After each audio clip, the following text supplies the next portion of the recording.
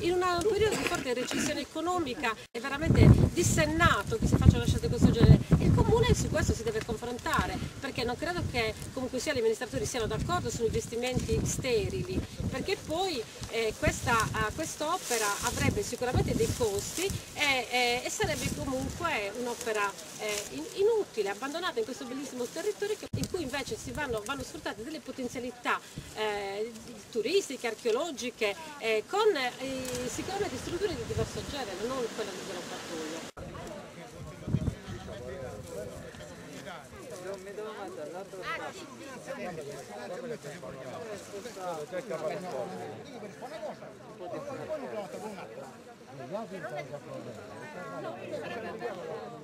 Debba essere chiaramente salvaguardato e su questo dobbiamo investire, perché riteniamo che questa sia la nostra unica, vera, autentica fonte di possibile benessere futuro. È vero, siamo partiti in ritardo, però è anche vero che un'amministrazione attenta e sensibile deve proiettare nel medio e lungo termine l'efficacia delle azioni che va a porre in essere. Queste opere sono destinate a snaturare per sempre questo sito.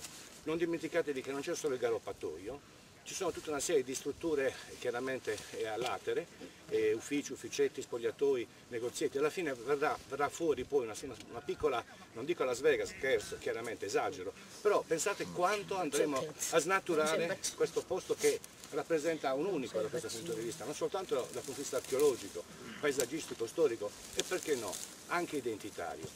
Gli speculatori ci sono sempre.